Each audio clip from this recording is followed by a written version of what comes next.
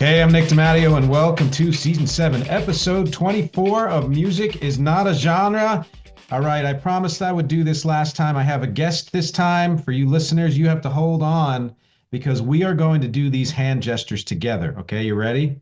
Music is not a genre. M. Okay, good. X. Yup. G. MxG. Yes. You're the first person I've ever taught that.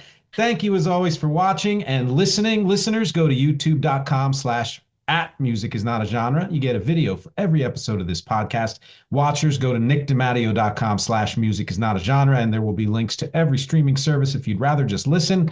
Everyone, go to patreon.com/@ music is not a genre to support this show, my band Rec, and everything I do. And of course, like, share, subscribe, rate, review, all of that stuff. And as I've been promoting for the last few weeks, I've started a new song coaching service. I want to help you write songs. Whether you are just getting started or you have a bunch of songs, wherever you are in the process, go to nickdimatteo.com/@ song coaching. You can see my handy intro video and all of the information there, including rates. I would love to work with you. And that's my intro. Let's get to our guest. This is interview number 43, and I'm very excited for this guest because I've been talking with her and working with her for a little while now. And I finally said, duh, I should have you on my show.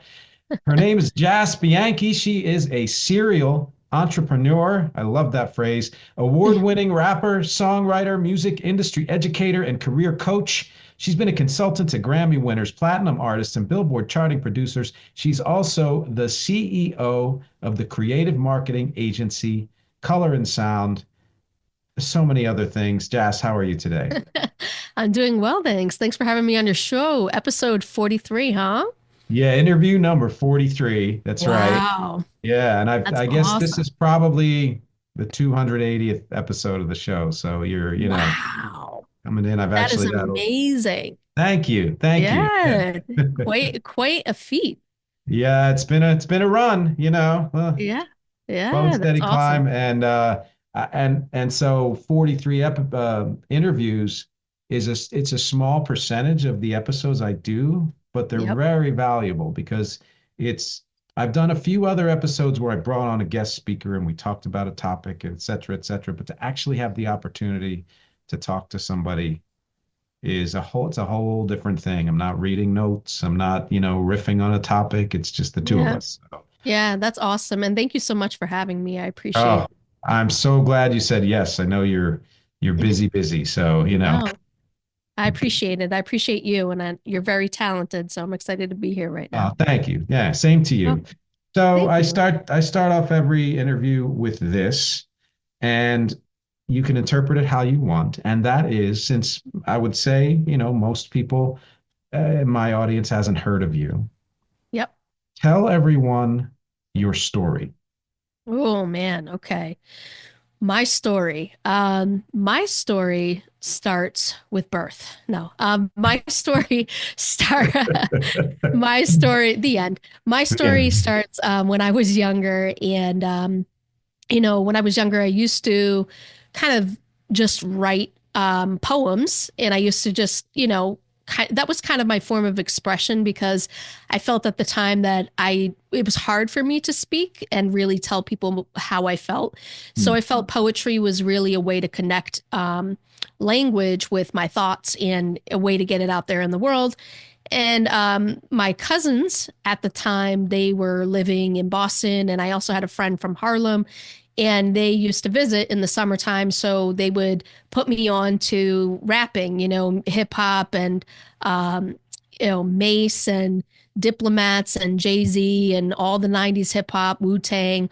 And so I would spend a lot of my summers just really making music with them and writing verses and recording. We had kind of like karaoke, boxes and these old dingy, like, 1, 2, 3, what do you call it, keyboards, so it became kind of like a fun thing for us to do. We made some silly songs, and then it turned into something I was really passionate about because I saw how it impacted people and how it made me feel too. Just knowing that you have a voice and a purpose. And it really flourished into music. It was music, music, music. My dad is a guitarist, he's a songwriter. So he really introduced me to his realm while I was doing the hip hop and R&B thing and reggae and all that. He was like, over there saying, listen to the Beatles or listen to some of this old school, Motown music. So then it started that I would get into DJing. And I remember the first time he brought me down to Sam Goody or Sam Ash. It was and it was in Manhattan. And I was like, wow, this is the best day ever. And he was like, I'm going to buy you these turntables, but you got to do something with them. You got to make money. And I was like, wow, like I thought I mean, it was fun, but I was like, wow, he really is telling me like, I got to do something with this, right? So I turned it into a DJing business. And in high school, that was my entrepreneurial start where I started my own DJing business. High school, I was doing really well. It was probably, making about like 200, 250 an hour DJing in high school. And then, started getting to the point where I was thinking about bringing someone on into the business and really just everything grew from there. I that really was like the beginning of my music story and how I got to be the person I am, and not only the music person, but the entrepreneur I am today. Wow. Yeah. That's cool. You've mentioned a few touchstones for me. The poetry being a big one. It is Yeah. that idea of if you're the kind of person who, has to learn how to express themselves in ways other than music. Music and poetry are great first steps Oh, to yeah. get your thoughts out, right? Absolutely. So cathartic. And I know you as a songwriter, um, you know, your journey with songwriting, did it start with poetry? Did it start with, that form of expression, or how did yours start? I mean, it started with songs because my dad's a musician, and I think I wrote Awesome. my first song when I was 6 years old or something, and I still have the Awesome. paper with the handwriting and all. But I branched out into poetry when I was in my teens, 20s, and all of that. And it really is it's similar in that when your brain is on overload and you don't know how to pick the exact words, you can just stream of consciousness riff and then craft them Yeah. into poems or lyrics or whatever it is, say exactly what you want to say. Sometimes you don't even know what you want to say, and then it's Right. there. Yeah. And it kind of, I don't know if, well, you do, but that state of flow where it just comes to you, I think is one of the most powerful feelings in the world, which is why I think so many people are really addicted to it, right? It's like, hey, locking yourself in the room for overnight and then you realize it's 4 a.m., and you're saying, Yeah. oh, where did the night go? Where did the day go? But yeah, definitely, definitely starting with poetry. Yeah. And you can see how poetry would lend itself. I mean, it lends itself to lyrics in general if you understand the difference, but especially when you're talking about a lyric heavy genre like hip hop, Oh, yeah, you for know. sure. And Yeah. was there a point at which those poems started to morph into songs for you? Oh, yeah, for sure. I mean, it was kind of interesting because while I was thinking I was writing this poetry, and when you first start writing poetry, it's kind of like the haikus, and you've got all the certain ways that you write things, Yeah. and then I think definitely I was born with hip hop in me because it was like that's cool you're writing that way, but that's kind of boring to me. Like Right. I was like, oh, I think one of and honestly to this day, I feel like one of the only people who's really mastered those proses and the way that you is like Shel Silverstein. I don't feel like there's many people that really, for me, that capture my attention. But yeah, so for it started off really just kind of how do I put these words together? I'm feeling these words. How do I put them together to make sense? And it definitely started going into more of a song, especially when I started listening to 90s hip hop rappers and all those in cousins, and actually freestyling was really cool because when I started freestyling, I got to the point where it was pulling from those poems that I had already created in my head and using them in kind of these situations where I had to improvise. So I think through that and through just kind of being influenced by these rappers around me, it just started flowing into that slowly but surely. Wow. Yeah. The Yeah. influence of people you admire and respect and then throwing it. I've always been just amazed by anybody who can freestyle. Oh, really? Oh Yeah. yeah. Well, You know. it is a mental space that you have to be in. You have to, it's almost that state of flow that you have to be in to Mm. get yourself there. Because otherwise, if you don't get yourself there, it just sounds silly. So, Yeah. Yeah. it's meditation almost. It really is. Yeah, okay. I can see that being the case, Yeah. right? Because Yeah. you have to take all the blocks out in order to let come whatever needs to come because it's all in the Yeah. moment. You It don't have is. time to think about it. So, No, no. yeah. And you can have some pre-scripted lines. Well, a lot of times there's a lot of rappers nowadays that have things written already out and they're rehearsing it and they're spitting it in. It's not really a freestyle, but they call it a freestyle. Yeah. But the people that I used to rap with, when I would be, there was this movement that it was cool. Now I'm being nostalgic. So when I first Yeah. started doing hip hop, there was this Burn You movement. It was called Burn You movement in New Mhm. York. And it was a movement of a bunch of different creatives. I mean, we had probably, I want to say like 15, 20 rappers in the group. Yeah, there was about 5, 8 R&B artists. There was a manager of everything who also was a rapper. And it was a really cool space to be in. I used to go into like warehouse buildings, artist buildings, and just freestyle. And we used to just hang out and make music, and people would be drawing. And it was a really cool space to be in. So having that inspiration in front of you and being allowed to think that expressively in the moment was just so freeing, Wow. you know. Yeah. And But you started writing songs and before you started freestyling, I guess, right? yeah, it's interesting. It's kind of like a it wasn't as linear, I would say, because it was more so like it morphed into that. The way that I write hip hop is kind of like, I don't know if you ever seen Jay-Z sometimes when he's in the booth and the song comes on and then or the beat and he's in his head kind of like just rapping out loud and then memorizes a part and then as he memorizes the part he builds on the part he already memorized and then goes into the second. So I did that and I thought I was kind of crazy because I was like, no one's writing like this. Like everyone's Yeah. just kind of writing to the point where they would write things down and then rehearse. And Nas did a lot of that, right? Writing it down, then rehearsing it.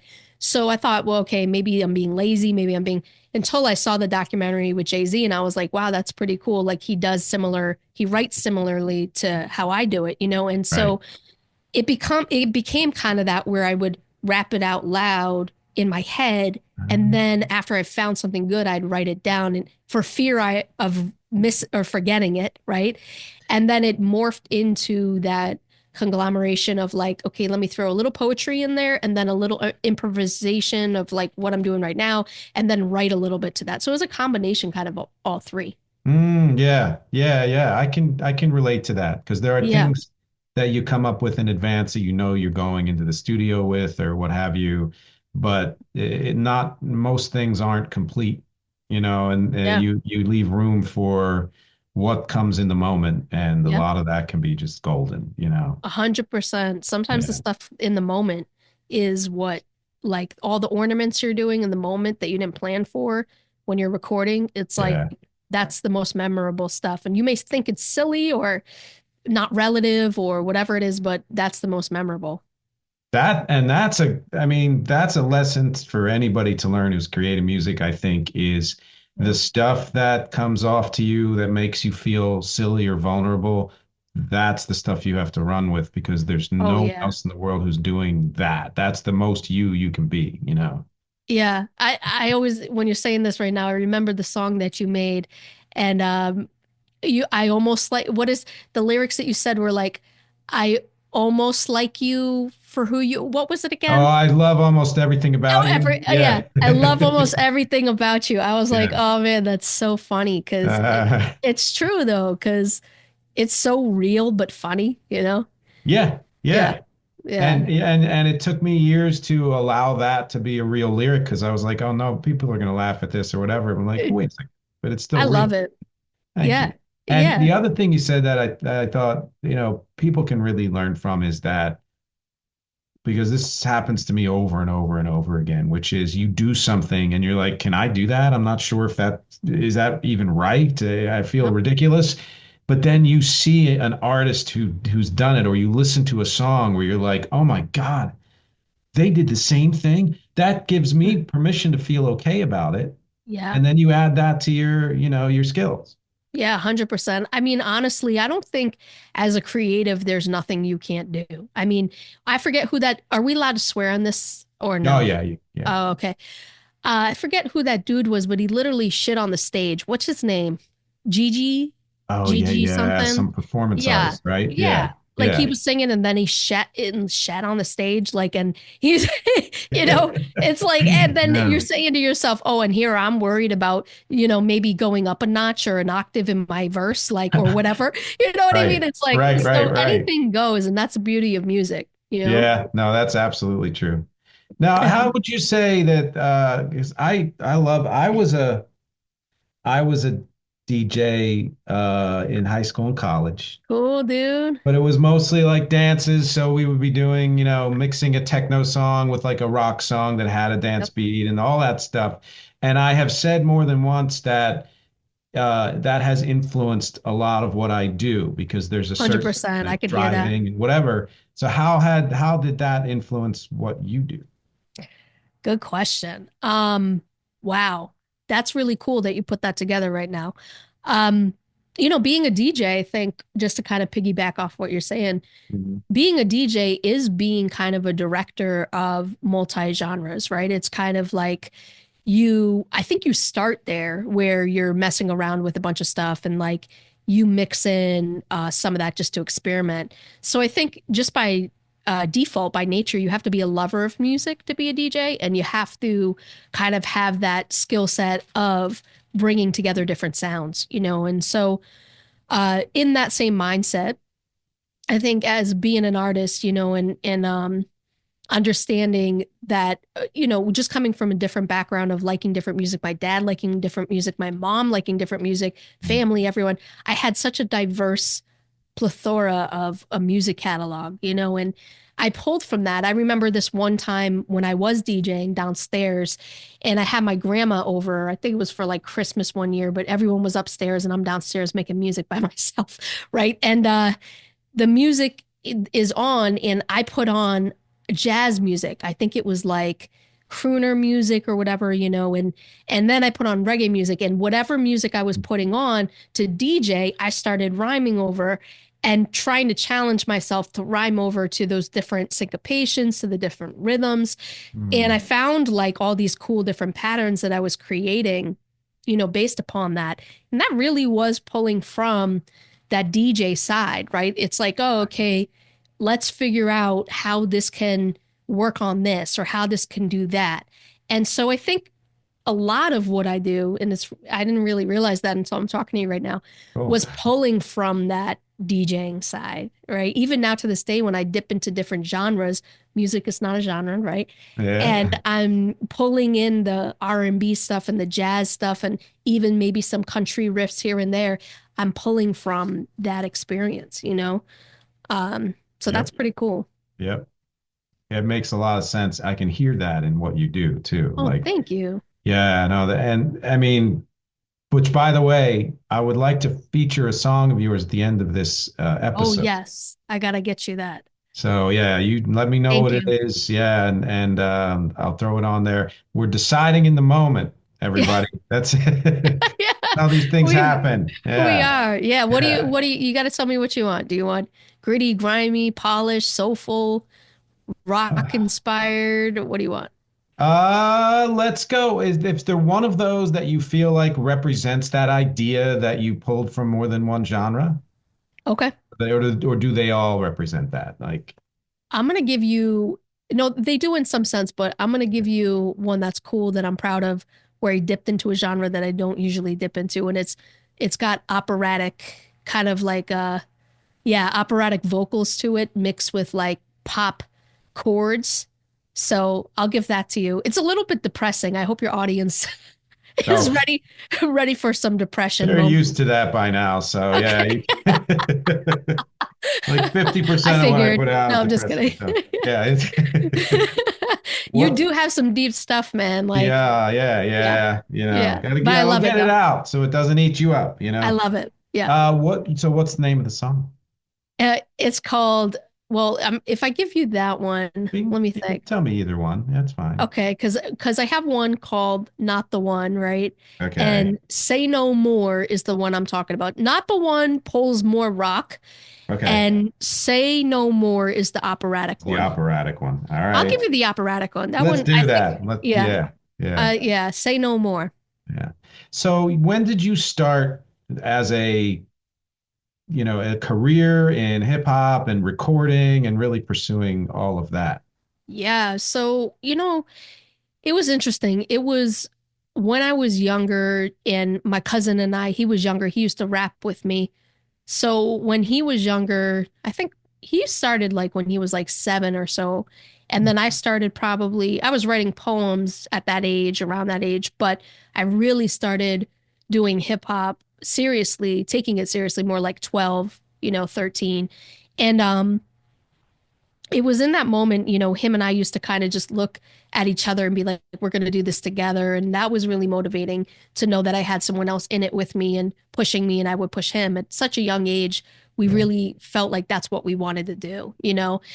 And so from that point forward, what I started doing was I had put in a recording equipment in my room, in my house, and in my closet. I turned my closet into like, put the cushions. You go to Guitar Center and buy all the padding. I was probably wasn't doing anything, but started putting it in there. And actually, when I first started producing and recording up my own music, my cousin would make fun of me because I would go to make tracks and they would sound electronic. It was like I was, creating electronic sounds with, and at the time, hip hop wasn't, it was electronic. It's always been electronic, but it was more so electronic with the idea of sounding gritty or this or that. But mine was, it sounded more like polished Mm, electronic, right? yeah. And so even at that time, he's like, what are you doing? And then so I stopped creating tracks for myself. I produced like stuff just for fun electronically, but I started going on SoundClick. I don't know if you've ever heard of SoundClick. Do you remember that? You mentioned it. Yeah. Yeah. So SoundClick was before SoundCloud, and it was really a space like during MySpace era, of everything, where you could go on there and you can meet with musicians from all over the world. And that was like one of the first platforms that you could do that on. So I started posting up stuff that I was recording at home, and I ended up meeting Zemo, who, shout out to Zemo. He's one of my good friends, and we met each other online, and he was like, "Oh, your music is awesome and you want to collaborate. I've got a whole crew here down in Virginia, and we're all, going to be producing this record. We want you on it." And I was like, "All right, that's cool." So we started sending stuff back and forth to each other. And, I had grown up with a lot of my cousins and family that were biased against me and my music and just loved it because who I was. But it was the first time where it was like show and prove, like you've got to make really good music. And in hip hop, it's all about showing and proving. So he really refined, he put me through boot camp, I say, because if I sent him something and it sucked, he'd be like, this sucks.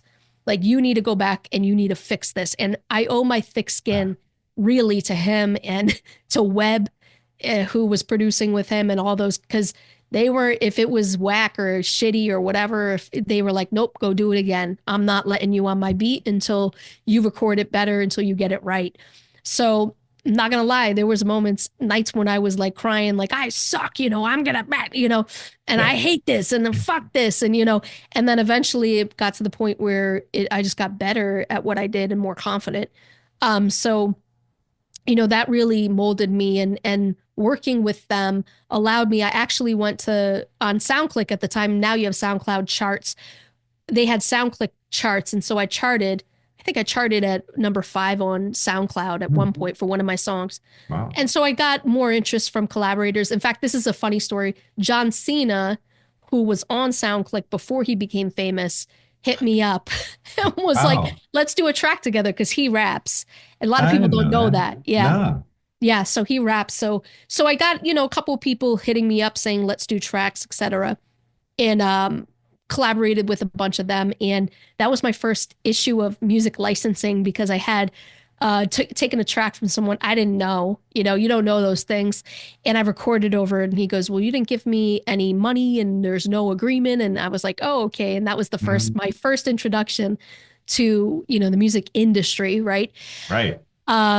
But yeah, and then it just kind of it went from there. It was like, okay, we have this group out in VA that I'm a part of. Then they started collecting people from Boston and LA and all these different places, and we just were kind of working with each other to help build each other up, which was really cool. It was a really cool family of people from all over. It was really cool. And Yeah. yeah, and so it went from there.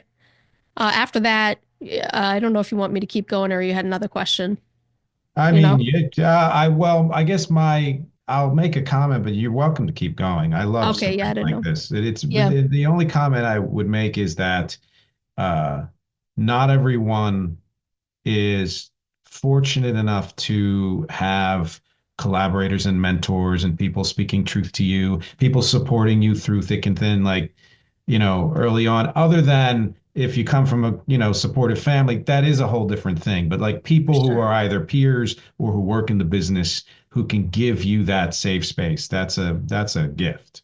I didn't even realize how blessed I was with that gift until I got, until I started coaching Hmm. musicians, Hmm.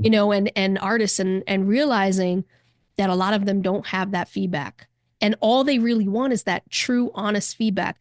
I was getting it and I was like, I fucking hate this. Right now. Yeah. It Yeah. was the worst. Like you're going to be this little white girl rapper and everyone's going to look at you. What are you going to do? Like, and it was intense. But I think to have that feedback was so important. It was so needed to help me get to that next level of creation, Yeah. get past these certain things. So yeah, 100%. I think a lot of people don't have that. And it's crucial. And especially now, since a lot of things are done online, it's become a little bit harder to for people to meet up and to have that experience, Yeah, you know? yeah, that's very true. I mean, Yeah. online can be this great place to meet like-minded people and find communities and all, but there is a difference, creating that kind of close relationship isn't as easy. And I know the musicians that I ended up creating that, where there's been one guy this whole time who I met online. I've only saw in person once. We collaborated on a remix and all that, but everybody else I've ever worked with, it was an in-person thing. See, yeah, Yeah. and it's so cool because they're they're really cool in different facets, right? It's like online is cool because it's like you get right to the point. And so it's like you're creating faster almost. It's like, oh yeah, you want to do that? True. Okay, cool. I'll get Yeah. it to you by next Tuesday. And Yeah, then you yeah. finish it and it's not like the go and back and forth necessarily per se. But then in person is cool because you have that. And I know like being in a band, you probably experienced this. And when I was in a band, I did too, is like you're sitting there and you have your vision and then you have 5 other people that are putting their vision into your vision. And then before you know it, sometimes it becomes amazing, but then sometimes it's like, I'm exhausted. I need to go to bed now. And that was really shitty. Yeah. Yeah. Quite often. So yeah, but I Yeah. mean, all of it is really needed in order to Yeah. refine your artistic approach.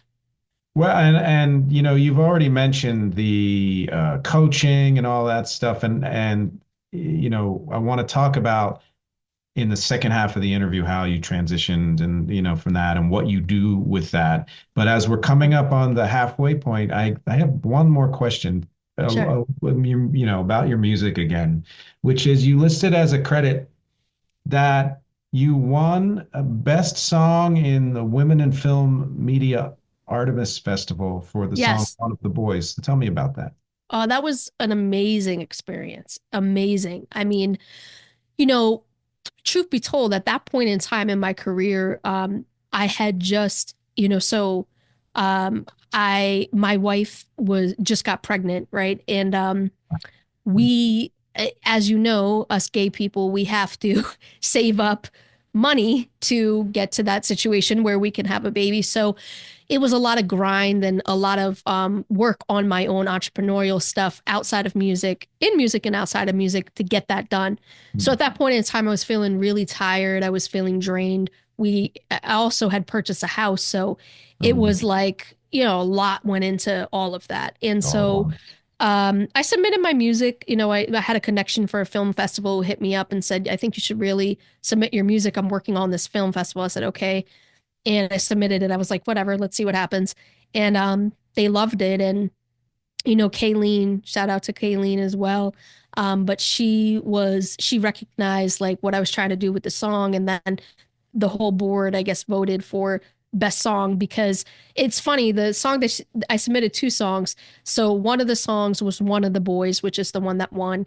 And it's very much about like, it's kind of a coming of age or coming of age kind of story, like be you. hmm. And then I had another one called Pretty, which is pretty raw. And I Yeah. she heard both the songs and she goes, you won for One of the Boys, but my favorite is Pretty. I said, okay. Ah, that's Yeah. it. Yep. So yeah. And as an artist, I think you have to have that. You have to have that kind of polished, thing that people are Great. the popular thing, right? And then you have to have that edge Yeah. of the thing that the artist is gonna like. But That's anyways, yeah. nice. So she's like, yeah, so we're gonna fly you out and we're gonna have you perform on stage in front of all these women who were winning awards, and these were all powerful women. They were like actresses and stunt doubles for people in Hollywood, and so I was able to perform on a stage in front of like 350, 400 of them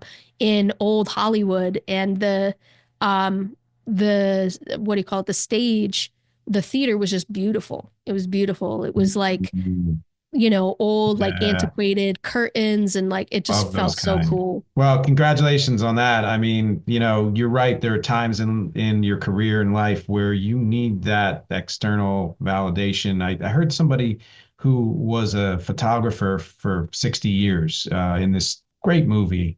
And was dying of something, and he was kind of reflecting on his life, and he said, all artists at some point need external validation, no matter how, much you build up that sense of self-confidence and everything.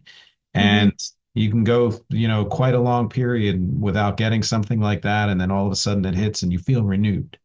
Yeah, it's so true.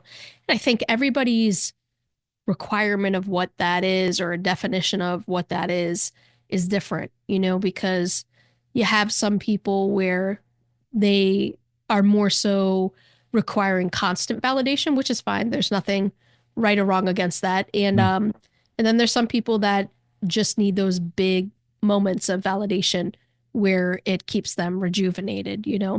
Right, right. But And I think you can switch from one to the other too, oh, because for sure. the Yeah. more confidence you have, the less you would need it every day or every week or every month or year.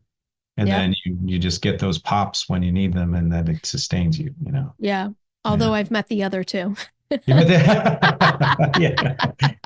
I've Yeah. worked with the other two. Yeah. Yeah, for Yeah. sure. So Well, depends on the artist. Yeah. yeah. That's going to segue really nice into our second half. So, thank you for hanging with us for this first half of the interview. Stay No problem. tuned for my usual 1 minute mid-roll, and we will be back in a minute. Hey, thanks for checking out this episode of Music is Not a Genre. If you'd like to learn more about this podcast, if you'd like to learn more about the music I do with my band Rec or any other projects or anything else about me, go to nickdematteo.com. That's Nick, DEMATTEO.com. And everything is there. There's even a link to a merch store where you can get t-shirts and mugs and hats and totes and notebooks and so many other things. I'm always adding new products there. Great way to support the podcast. And finally, go to patreon.com/musicisnotagenre if you'd really like to show your support. My fans and lovely family there get exclusives and other perks and early releases, and they get to suggest topics for future podcasts as well. Thanks for listening to the mid-roll. Now back to the show. All right, we are back with Jass Bianchi. It's one of these interviews where I should have scheduled 3 hours, but we're gonna keep it to the usual one. It's been awesome, and as promised, not that we won't, maybe get back to the artistry and the songs and everything, but we're gonna transition into kind of the business end of things because that is so much of what you do and is so connected to a lot of what you said in the first half, having to do with what it takes to maintain yourself as an artist and get that sense of uh, forward motion and feeling like it's worth it and all of that. And it's something that every couple of years I struggle with, because if you're not someone who's lucky enough to have gotten that one hit that just like, oh, okay, now I'm in a level. And I know those people often feel unsatisfied too, but the definition, like you said, is different for everybody as to what feels like success to you. And we need people like you, really, who can support us uh, through all the times, Yeah. not just the good times, but especially the times where you're just not sure if everything you've done is like a pile that's going to sit, collecting dust in the world and Yeah. that. And so I want to get a lot into that. And I want to start with this thing you put on your notes, which was that you got your firsthand industry experience as a marketing intern at Koch Records or Yeah. managing Yeah. some big name people. Yeah. Yeah, it was it was crazy. It was kind of, I in high school I had worked as a an internship at a radio station, and that was really eye-opening for me. And then when I went to college, I was working as a marketing intern, and it was crazy. It was like third day in maybe.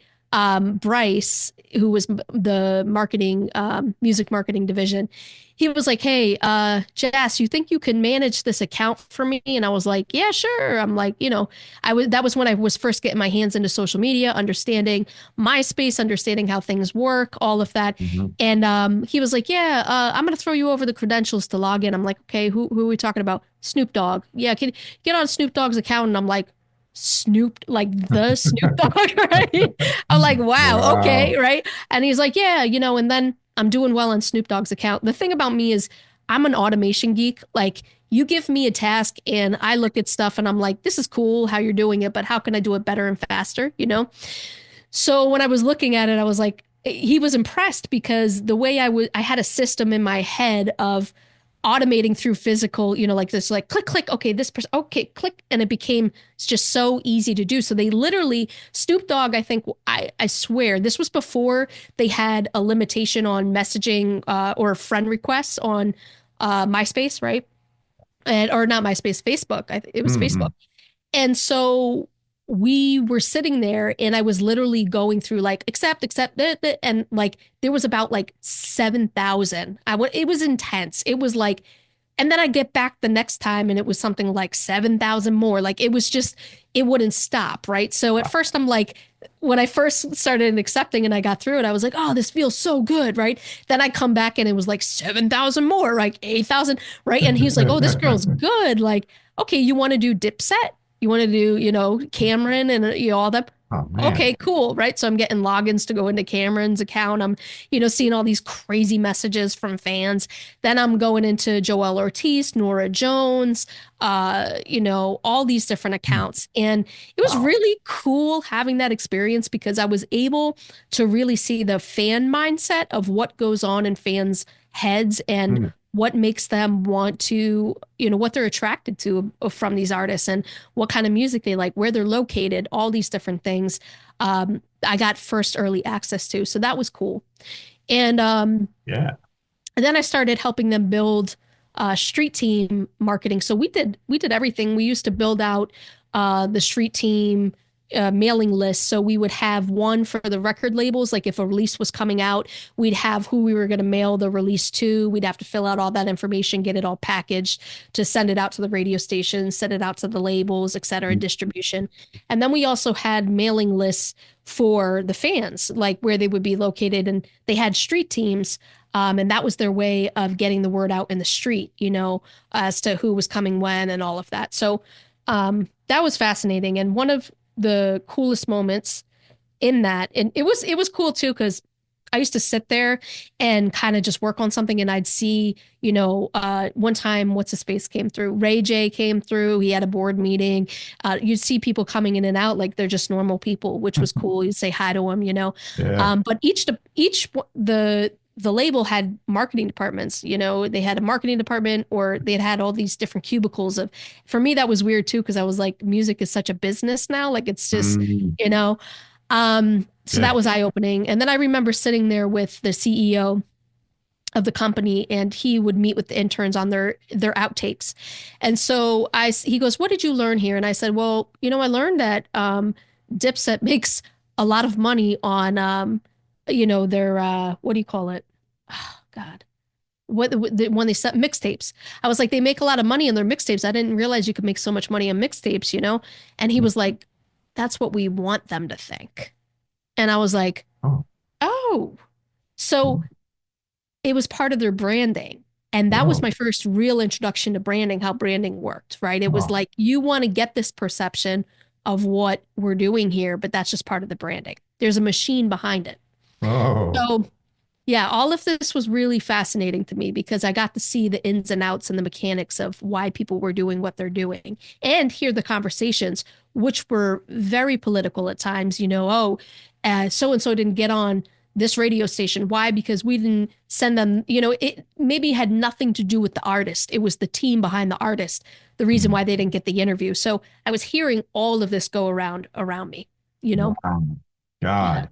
Well, how far into your own music career were you when you got that job? I was at the stage where I had um, gotten a couple offers from other record labels for, my music, which I Mm, turned down because at that point I got one from an off branch of Sony Records, and the woman was in Brooklyn, and she was telling me I was going to school in the Bronx at the time, and she told me that I had to quit school in order to, join her label, and that she wanted me to lose 10 pounds so I could look like Slim Shady. I was the next nope, female Slim Shady. Yeah. screw And that. yeah, and I was like, okay, first of all, my dad came from nothing, and he was valedictorian of his class in Yonkers. Mm, So he was an inspiration to me. And for him to give me this education, I can't just say I'm out. Like, mm, like for mm. him to work as hard as he did for me to get the degree that I got, I was like, I can't do that. So I said no. And then not only that, but I'm Italian. I like to eat pizza and I like pasta. So sorry, bitch. We're not No, going fuck to that. No. fuck that noise. So I was like, Mm, okay. So she was like threatening me and I was like, okay, I'm good here. And then I had a couple different offers and I ended up declining some of them because my uncle was a lawyer at the time and he was like, this is just like like it's cool, but they own you. And I'm just always been indie. So I was like, no. yep. Yep. So that was kind of at that stage. And I was like, you know what? If I'm going to do this, I need to know the ins and outs. I need to know how they're doing this, what they're doing behind the scenes. And that's really why I got that internship so that I could learn the ins and outs of Wow. it all. And Koch Wow. Records at the time was actually one of the first, like they were one of the first for independent music. They were Mm, the ones talking about no 360 deals, like just doing distribution, just doing marketing deals for artists, yeah. and they understood the value of being indie, you know? Wow. Yeah. So, Yeah. That's most of what I encounter now, is that kind of a company. So yeah, they kind of were at the forefront of that then. they were at the forefront of that. And now Wow. it's actually, if you look it up, Koch Records, the E1 Entertainment, E1 Entertainment, I've heard of them. Yeah. yeah, they purchased Koch Records. So, Oh, all right. yeah, so they were doing their thing. They were Yeah. making some good money, before Yeah.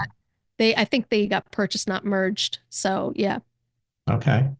yeah. So at that point that you had many reasons to go into a job like that. Your own career, you were learning ins and outs, and then all of a sudden you get fascinated by branding and kind of learning Yep. what the inner workings of that like do you feel like that sparked you into saying, "Oh, I could do, more on the business end myself." Oh, for sure. Yeah, I was kind of like that egotistical bastard that was sitting there, watching like these graphic designers put stuff together and saying I could do that differently, or I would do this. And I Yeah. probably was sucky at the time, but having that in my head, that mentality of I could do this, Yeah. seeing it being done, it was motivating. It was like, I could really make something out of this. I could do this. God, yeah. And so that the point at which you started your own business, or did it take a while longer for that to happen? Yeah, so it was kind of like it's funny that we're having these conversations because I'm starting to realize the evolution of what I was in at the moment, you know what I mean? And kind of Oh, how it yeah. transformed me, which I never really thought about. That's But, awesome. being at the forefront of indie, then it kind of became that personal branding, which is what I preach about in my coaching for my artist creatives. And I also coach outside of music. I coach entrepreneurs, in mission driven entrepreneurs in general. So Mm. Wow. at the core of that is that, your personal branding is what is going to make you get opportunities. It's what's going to stick you out above the crowd, all of that. Right. So, Mm. especially indie, because you don't have the big budget. You don't have the $2 to $3 million per single budget that these majors have. So when you need to put yourself out there, you've got to do it in a fashion that is effective. Effective as fuck. Because if you're not doing it effectively, right, you're wasting time, you're wasting money, the money you don't have, the money you don't, or the time you don't have, right? Yeah. So at that point in time, I was like, I gotta start working on my branding and start making money because if I'm Mm. gonna make music a gig, I've got to make money. And I used what I had learned in high school with hustling and with in college hustling. I used to sell weed in college too. So, Oh, yeah. hustling, I would buy also too, this funny story, I would buy off eBay and I would buy like used TVs off eBay because I saw it for a cheaper price, then go to the pawn store, flip it, make the money, take the extra money, do it again, use that money for equipment, right? So I Mm. had systems in place where I would make the money to then get the equipment I needed so I could then make the real money or make moves that I wanted to make. Mm. And when Sounds I like did all of that, I learned the hustler and sales mentality, right? Of like profit margins and all this stuff. And so when I moved forward in understanding how I needed to survive, it was like, okay, it took a little bit to understand that artists needed, well, at the time, it was the idea that artists needed multiple revenue streams, especially indie artists, to survive. So Mhm. became very much so like people started throwing things at me where I was making money because of my personal branding. It Yeah. was more like, oh, hey, Jass, you want to host a hip hop show at the Middle East in Boston downtown and we'll pay you for that. Sure. I Mhm. didn't know what a W-9 was. I didn't know what a contract, but I just knew I wanted the opportunity. I want to get paid. So it became a lot of, me hosting events or doing things of that nature to get the money and all these different ways. I tell this in my courses and to my students. I've made money in music about 30 to 35 different revenue streams I've had throughout, many different ways I've made money in music. And so it was because, again, a personal branding, people throwing things and saying, can you do this? Can you do that? Sure, the money's there. Let me figure it out. Let me hustle. Right. Mhm. And it was at that point in time that I would consider myself a real, career working musician, right? Yes. Where I was actually making money on my craft and my branding and all of that. So Mhm. That's 30 to 35 revenue streams. I was crazy. Oh I my will God. never ever go back to that though. I mean, Yeah. Yeah. never, you can imagine it was the wild, wild west. It's like, one thing is like, can you host this event? The next one is, can you do music booking for my, concert? The next one would be, can you teach my daughter hip hop, writing hip hop? Next one would be, Mhm. can you do performance? Like so many different things that would be thrown at me, which is great. I'm very blessed, but it was a hustle. It was grind. I didn't get a lot of sleep and it was a lot. you Did know? you feel like at the time or in hindsight that that was a necessary thing to do? No, it would, Mm, I don't think it was necessary at all. I think if I had focused in certain ways, I think the gift and the curse of myself is that I like to learn. I love to mm, learn. So I was like, yeah, you want give me money for that? Sure, let me learn it, right? And it was uh-huh. my permission to learn something. If I was getting paid to do it, it was like motivation. It was like, all right, I'll learn that, Yeah. right? And but at the end of the day, I mean, I think it's a blessing in disguise because it built the grit of who I am today. And then not only that, but the knowledge that I have now, which I'm able to share with other musicians, artists, entrepreneurs. I'm able to do that because of that journey.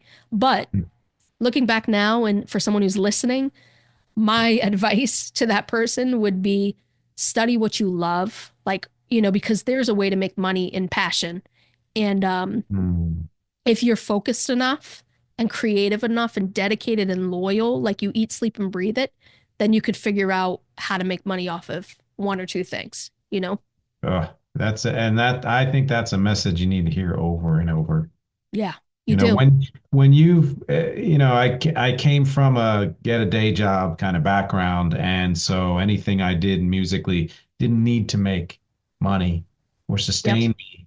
The pressure wasn't there for me to, really push it forward, which can be again a Right. blessing and a curse. But when I For sure. transitioned out of that into like we call it the freelance life or whatever, where you are hustling to get job after job, you need to hear that, message over and over because Yeah. it can grind you down. Even if you have, Oh, I yeah. mean, I might have eight Yep. revenue streams, but that's Good for you, still dude. like I would love to get rid of half of those.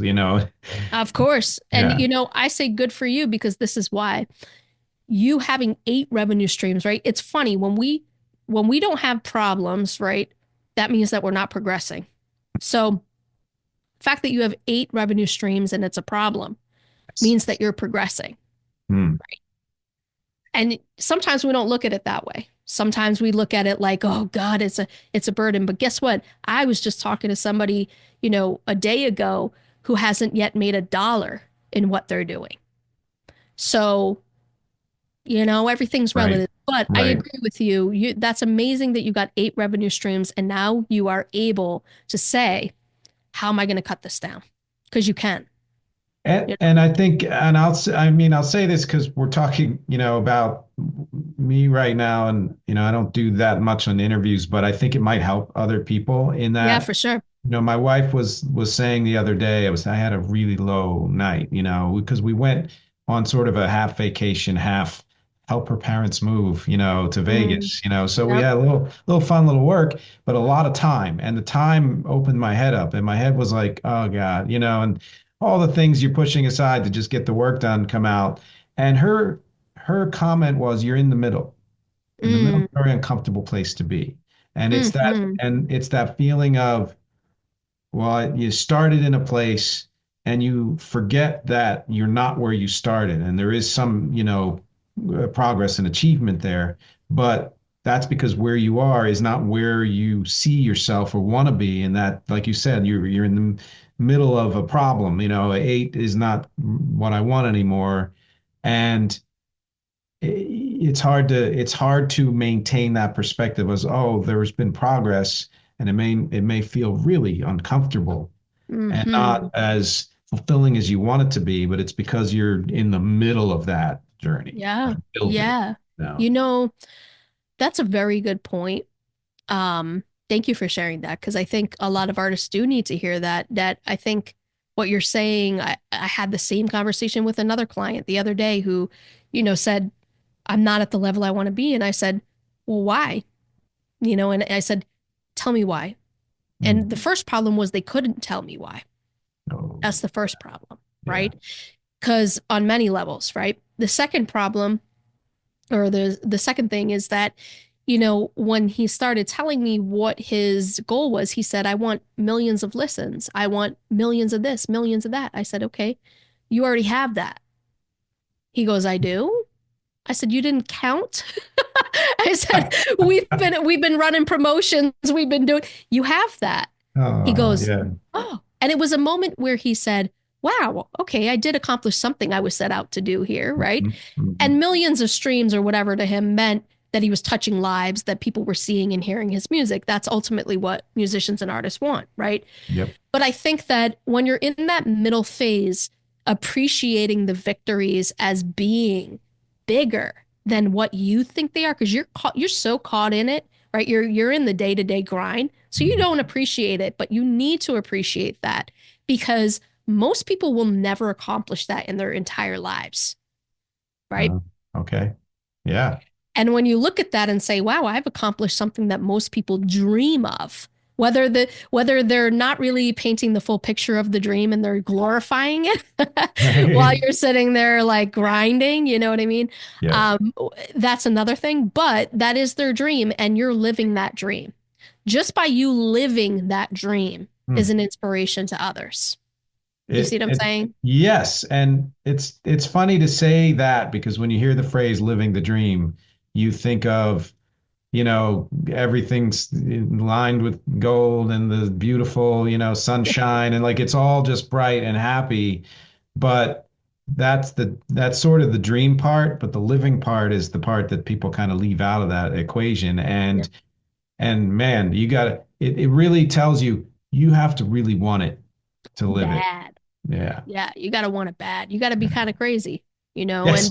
and you got to be a glutton for punishment, God, and yeah. uh, but the one thing I want to say to that extent of what we're talking about right now, it's just to Yeah. help somebody who's in that transition phase, and maybe this will help you as well. Mhm. I said it before. I'm going to keep preaching it to everybody when I get on these podcasts, interviews, everywhere.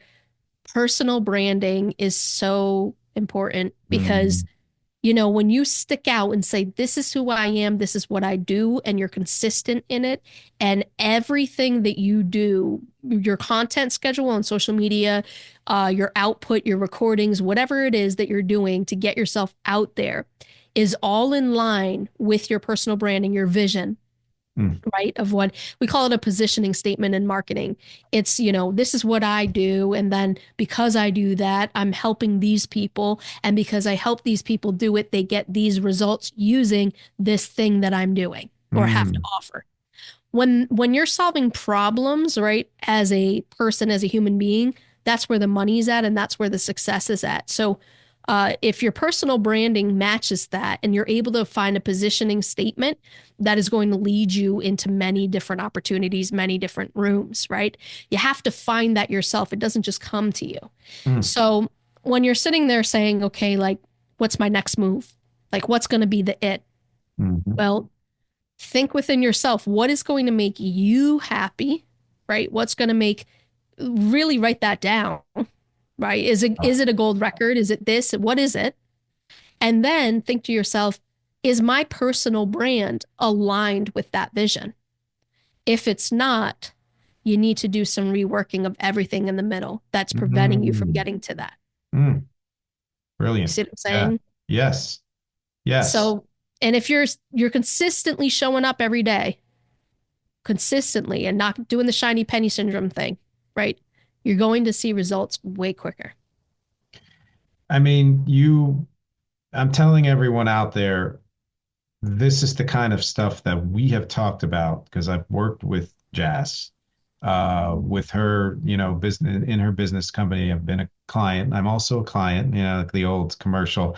And it's impossible for me to describe what it feels like to hear things like that. And that's just scratching the surface. Thank So, you. yeah, of course, I want to get to tell me and tell everyone about your business.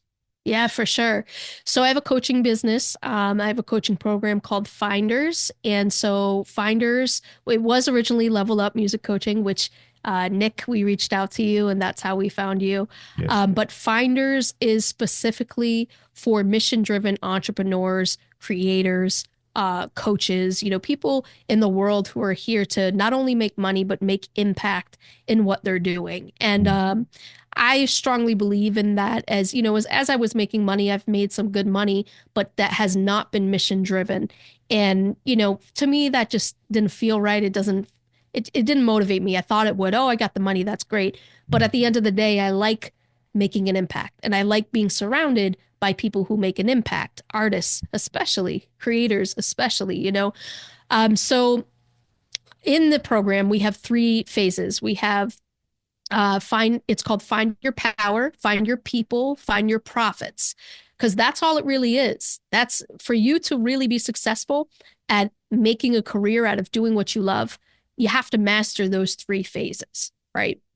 If you don't master your power, you don't master your mindset, you don't master your relationship with money. Mm. Yes, you have a relationship with money. Everyone does, right? Yep. You don't master that. Then you don't master what is your brand, because your brand should directly align with your vision.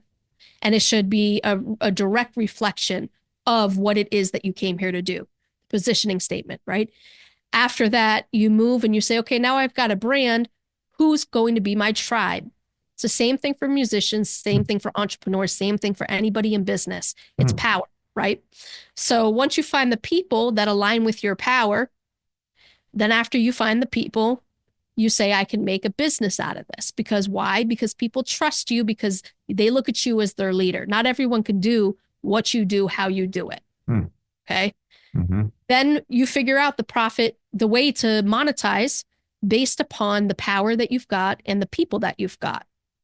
And that right there is how you create a business. Huh. So that coaching program is called Finders. And, like I said, if you're a mission driven entrepreneur, creator, coach, business owner, service provider, you can get in that program. And I teach you how to basically find your power, find your people, find your profits. Where can people find that? Definitely. So they can go to growwithjass.com. So growwithjass.com, and it will be on there. And, that's where, and I also have a different iteration. So that program, I'm very straightforward with, how I tell people what it is, what I do, and how much it is. That is Mm-hmm. a one-on-one coaching program. So it's more of a high ticket offer where, I'm really investing in who I'm working with.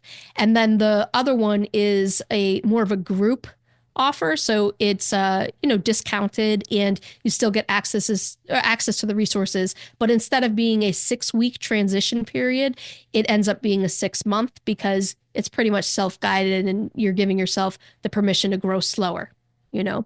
Very cool. Good to have those Yeah. options. Yeah. And we're Yeah. going to have the links. If you're watching, you've already seen the link at the bottom of the screen. That'll be in the text on YouTube, and it will be in the text on all the streaming services. So click those links. There's more than one link. You get to explore Thank everything. you.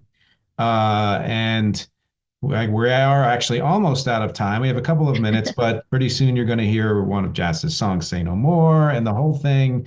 I'm going to Awesome. make sure it's all up and ready for people to explore more of what you do and what you offer, for sure.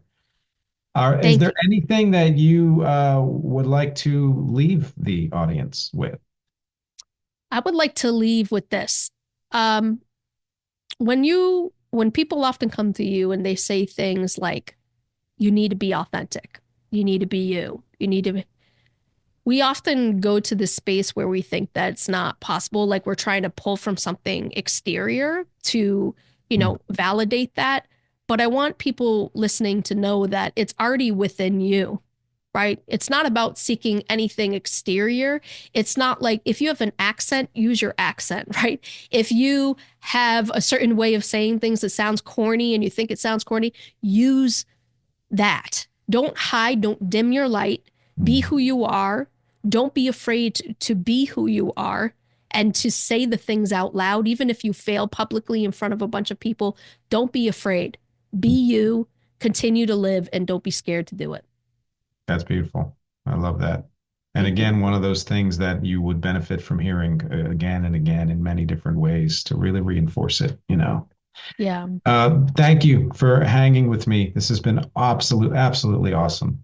Thank you. I really appreciate this space, and I've learned a lot about myself just being able to talk to you, Nick. So I appreciate you having me on. Yay, yeah, it's my favorite kind of interviews is when all of us are learning something. Uh, Absolutely. and again, oh, by the way, bonus extra video on patreon.com/music is not a genre. We're going to be talking about Jass's human rights and mental health work. which I think would be a great thing for everybody to see or listen to. And of course, thank you all for watching and listening. As always, my objectives here are music, conversation, and connection. Stay tuned for the song, and I will talk to you next week. Life goes on, time to right our wrongs, and you're right, and you're right, I'm wrong, I'm wrong.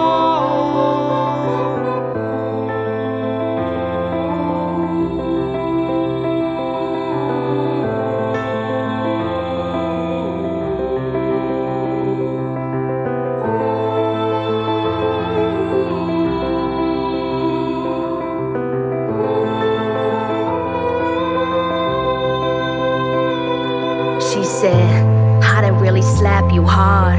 Gave you what you want, how you acting odd. It's funny, you the reason why I got physical. You said go ahead, slap me, so that's why I'm hitting you, bitch. Ooh, I wanted to deck her, but I walked away. Why? Cause I respect her. The fire inside me, wanna put a hurt in her. Why fight battles, looking like a murderer? Even though dad said, hit him back. Now pull him out the alley and chit chat. Save the life and they wanna kill you. Put a knife to the neck and you fight to the death. Till you say, go ahead, take your life. Buy more drugs just to make it right. Go to AA cause I got problems. So I go to meetings hoping I can solve them with her. But the picture's clear. I'ma drown this friendship in a pitcher of beer. So long, it's gone. I hope that you could hold on. I can't say no more. I can't say no more. I can't say no more. I can't say no more. She said, anything else you want, Caitlin? Snapped her neck and replied, okay then. Did she seem to forget who laid in the same bed as I when she had no haven? I guess I'm wrong. What you think, God? Waking her up just so she could get a job. Maybe she's right, I don't care. Cause she's in a shelter now with no phone. So yeah, I must be wrong, I must be wrong. How could I make my friend be up and gone? Yep, it was me, there was no reason. No property missing, just this rhyme, no reason, not even. Guess I asked for it. No lending my clothes when she couldn't afford it. No food on the plate, no bus money, no paying for parties, sipping my Bacardi, no. None of that, just fake breath. None of that, just safe threats, no. None of that, just a fake check for $3,000. I can't pay rent.